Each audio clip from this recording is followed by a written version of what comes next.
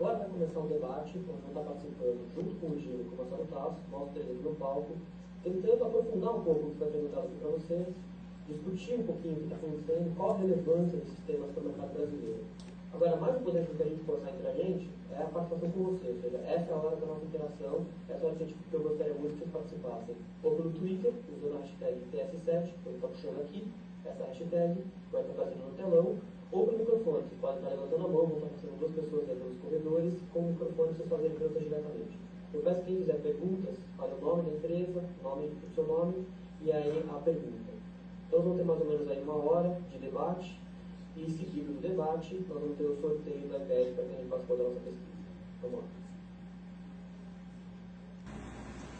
Vocês acham que a realidade brasileira e a dinâmica do mercado brasileiro de comunicação, que está estabelecida, é um mercado vigoroso, que funciona muito bem nos últimos 50 anos, apoiado num modelo que veio antes de tudo isso que a gente está falando aqui, antes da revolução tecnológica, antes desse advento digital, pode ser um impeditivo ou um dificultador para que as marcas brasileiras consigam se conectar com seus consumidores de um jeito, desse novo jeito que a gente está falando aqui, ou seja, o quanto que a dinâmica do mercado atual favorece ou não favorece a adoção do que a gente está vendo, do que a gente está discutindo aqui? Olha, essa é uma excelente pergunta. Eu vou falar um pouco da minha praia, que é o mundo do broadcast, da televisão. Eu sinto uma grande dificuldade, uma grande reação também inicial do pessoal, vamos chamar assim, do pessoal que não deseja que isso tudo esteja acontecendo. Eu estou falando assim talvez de uns 10 anos, vai. Nós estamos em 2010, estamos falando da virada do século aí, vai. Quando rolou a bolha da internet, eu percebi que muita gente ficou muito aliviada. Eu falei que era tudo palhaçada, que isso ia acontecer e tal. E hoje a gente tem uma situação muito diferente. Assim. Eu vejo já uma mudança de mentalidade que está sendo proporcionada principalmente pelo cliente. Eu acredito que o cliente é que move. Era até legal ouvir o Dylan em relação à Inglaterra, porque a situação na Inglaterra é bastante diferente da nossa aqui. Eu não sei se o Dylan acompanha, enfim, o mercado brasileiro hoje investe 4% na web, e na Inglaterra, se não me engano, estamos chegando a 40%, coisa de 40% do bolo publicitário. Então, eu percebo que o Brasil, apesar de todo o envolvimento que você deve ter percebido com redes sociais, com web, ainda há uma reação muito grande, como se quisesse segurar uma coisa que para mim não tem como segurar. E o cliente, na minha visão, é quem é agente dessa mudança, porque ele percebe, o cliente não é burro, ele percebe que o consumidor já mudou. E aí ele começa a pressionar.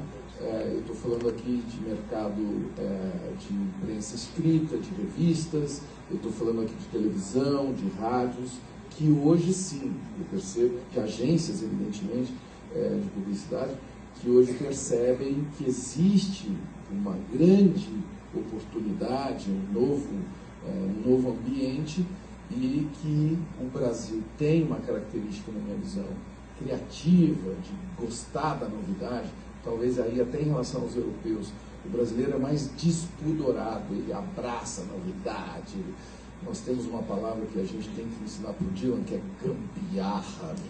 O brasileiro é criativo em relação à tecnologia, ele sai inventando coisas, inclusive por ter dificuldade às vezes de acesso à tecnologia. Enfim, eu sou bastante entusiasmado com o que nós temos pela frente, apesar de ainda notar uma reação grande, né, de pessoas em relação ao que para mim é inevitável. Dylan? Oh, there's a delay lag. Yeah, well, I wouldn't profess to be an expert in the Brazilian market, but my understanding is that the purchase of media and the development of communication ideas is still deeply entwined within one company, and you can obviously see how certain biases are going to get built into communication companies' recommendations if they're not careful, because they probably make more money from recommending certain media channels than others. And maybe one of the healthy things that we have in the UK is, Mother doesn't buy media that has no traction in that field. And we don't earn money that way. We earn money on a fee basis. Man hours we spend around a particular problem or task with a potential performance-related bonus based on shared success, which I think at least ensures we have a degree of objectivity in our recommendations. At least that's the theory. I think that's right as well. But to the broader point, what excites me is watching how people are embracing new technologies to make what we make even better and even more effective. And I think we were talking before we got up here about the phenomenon of Big Brother and how it was starting to look like a tired format after perhaps 5 series, where you're effectively watching a very long focus group. And but it got a second burst of life when people started to watch it on multiple screens, where they passively received the action of the participants on the TV, but simultaneously sharing opinion and gossip about what they were seeing with their friends on Twitter and the like. And I don't think anyone anticipated that was going to happen, but it of course made that particular entertainment property far more interesting and nuanced and diverse than it would otherwise have been. And I draw a huge amount of encouragement from that. And as somebody within the kind of brand commercial space, I think that's trying to anticipate how people will take what we put out there and contribute to it and make it better than it would otherwise have been. It needs to be endogenised into our modelling so that we can appreciate in advance and I think track effectiveness in the appropriate ways.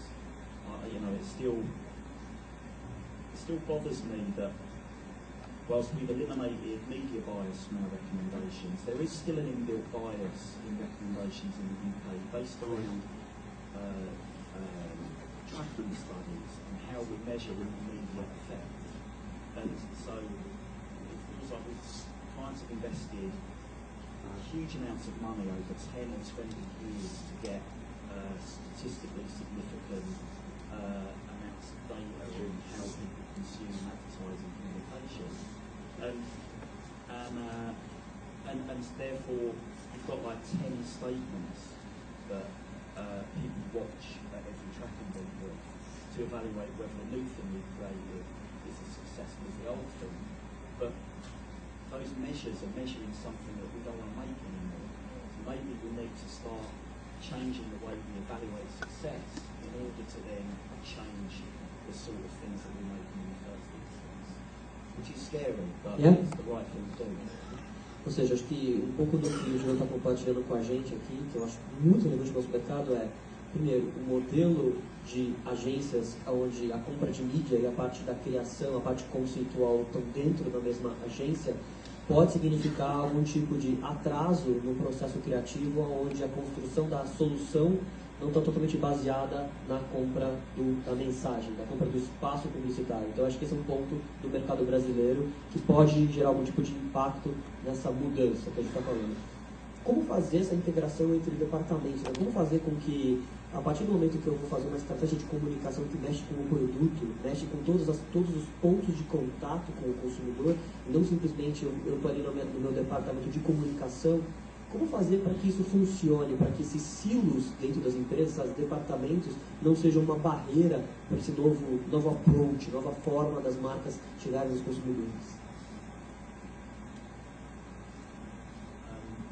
I'd say there are two obvious changes that can be made. One is to change where you start and where you end, and I'll come back to that in a second.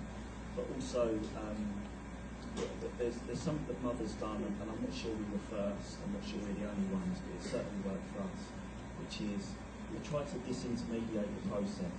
So we don't have a discipline called account management within our building. So we have strategists, we have all different sorts of creatives, technologists, art directors, copywriters, code writers, and the like.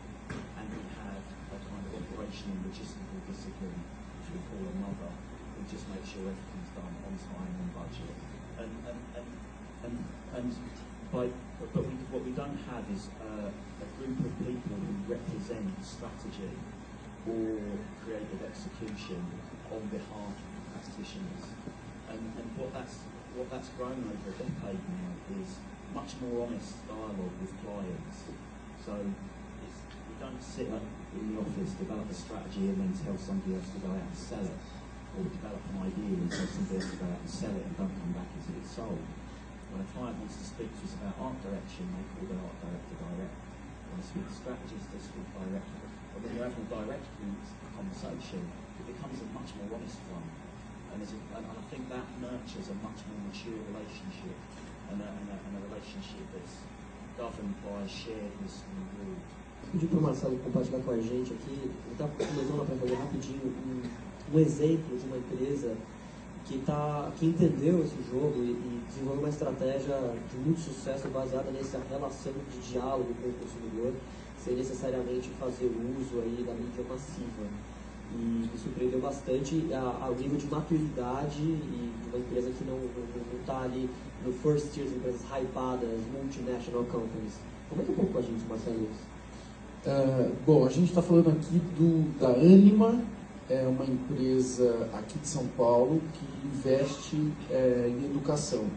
É um grupo que compra literalmente faculdades ou universidades que estão numa situação muito ruim, digamos, numa situação desalinhada, e eles injetam uma nova visão de educação, de como deve ser, enfim, uma escola ou uma faculdade.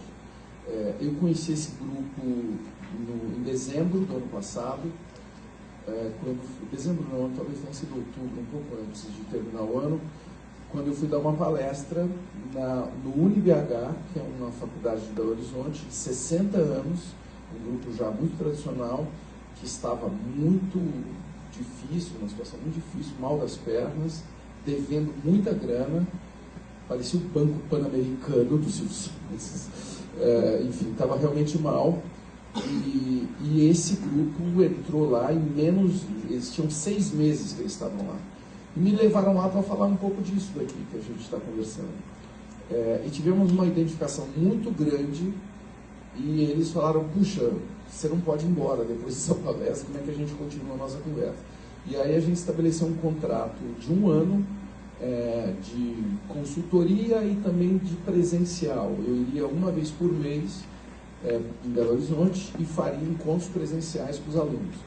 É legal eu contar para vocês que nessa altura do ano, todo final de ano, eu recebo muita proposta de fazer comerciais de instituições de faculdade, aquele famoso martelada de vestibular, venha para cá, nós somos geniais, aquela coisa toda. E eu já faz alguns anos que eu evito muito isso, assim. E não gosto de fazer comercial desse tipo. E aí, naquele ano, eu tinha uma proposta de uma outra instituição de Belo Horizonte, de Minas, e eu simplesmente falei que eu não ia fazer. Os meus agentes quase foram à loucura, porque era uma proposta muito grande. Eu falei, não quero fazer comercial, não quero. E aí foi engraçado como esse grupo veio com uma proposta. A primeira pergunta que eu fiz, eu falei, vocês querem que eu faça comercial? Eles falaram, não, tem tudo a ver com a sua palestra só. Eu falei, ok, então vamos conversar. E me fizeram uma proposta extremamente estimulante, onde eu teria que estudar, aprender para poder estar conversando com alunos, professores sobre tudo isso. A gente está fazendo isso agora há 8 meses, eu estou me divertindo muito, estou gostando muito do que eu tenho aprendido com eles, E na última vez que eu fui a Belo Horizonte, eu pedi um almoço com o chefe lá, com o VP, o cara que cuida do dinheiro, e no meio do almoço eu falei, escuta, tá muito legal a nossa conversa, mas queria saber se vocês estão tendo algum resultado. E aí ele, bom, já que você pergunta, ele me abriu os números e eles estão assim, faturando 3 vezes mais do que eles esperavam. Eles não gastaram 1 centavo em mídia tradicional, eles estão com muito mais inscrições para o vestibular, e nós estamos falando aqui de uma plataforma que são 2 encontros presenciais por mês e uma conversa permanente no Twitter e num hot site, que aliás vocês podem conhecer um pouco desse trabalho, que é o falatas.com.br. Lá estão todos os nossos encontros em vídeos abertos, disponíveis. Todos os encontros eram abertos para estudantes de qualquer universidade de Belo Horizonte ou de Minas. Tivemos muitas participações de gente vindas de outras universidades. Os alunos do UniBH ganharam uma autoestima que eu fico muito feliz de perceber a diferença hoje dos caras que gostam de estar lá. E chegamos a fazer alguns encontros com 3.000 pessoas. Um negócio assim, totalmente absurdo. Parecia que estava num show de rock, como no dia que eu convidei o Caco Barcelos para ir até lá compartilhar a experiência dele no programa que ele faz na TV Globo, com Profissão Repórter. Né? Enfim, é um caso que me anima muito de ver como que um conteúdo relevante produz não só conhecimento, mas produz resultados também.